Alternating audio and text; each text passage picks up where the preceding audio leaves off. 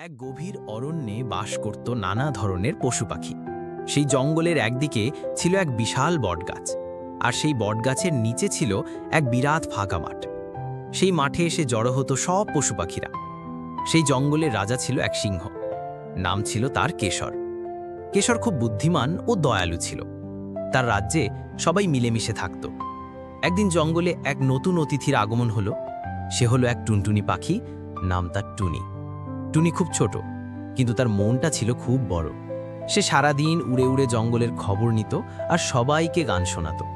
একদিন টুনি দেখল জঙ্গলের এক কোণে একদল শেয়াল মিলে কি যেন সলা পরামর্শ করছে।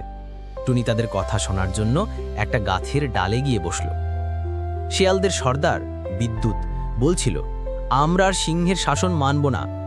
ওই সিংহটার জন্য আমরা শান্তিতে শিকার করতে পারি না। আমাদের নতুন রাজা দরকার। বাকি শেয়ালরাও তার কথায় সায় দিল।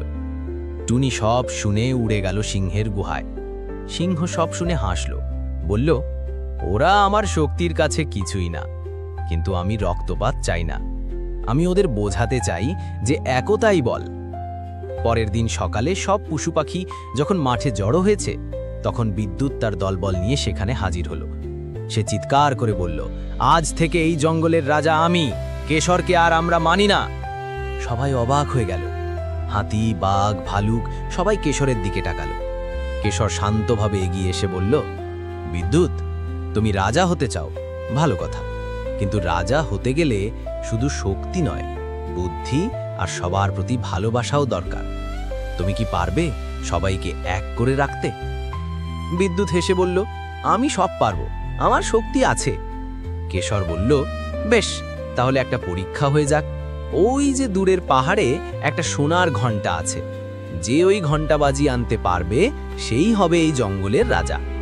বিদ্যুৎ রাজি হয়ে গেল। সে তার দলবল নিয়ে দৌড় দিল পাহাড়ের দিকে। কিন্তু পাহাড়ের রাস্তা ছিল খুব দুর্গম, বড় বড় পাথর আর কাঁটা ঝোপে ভরা। বিদ্যুতের দলের অনেকেই আহত হলো। অনেক চেষ্টার পর তারা পাহাড়ের চূড়ায় পৌঁছল, কিন্তু ঘণ্টাটা ছিল একটা উঁচু গাছের ডালে। অনেক চেষ্টা করেও তারা সেই গাছে উঠতে পারল না। হতাশ হয়ে তারা ফিরে এলো।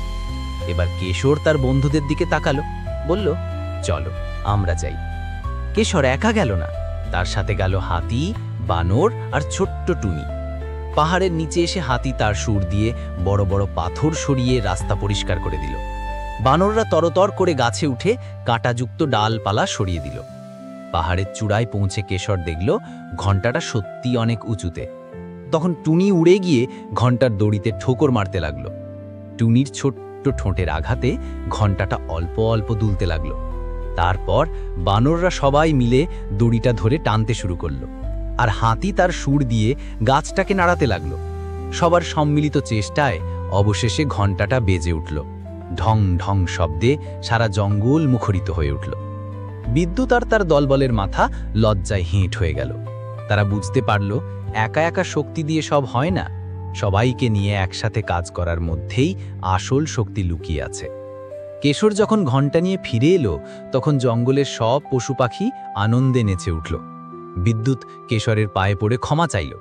কেশর তাকে ক্ষমা করে দিয়ে বলল, রাজা হওয়া বড় কথা নয়, বড় কথা হলো সবার বন্ধু হয়ে থাকা।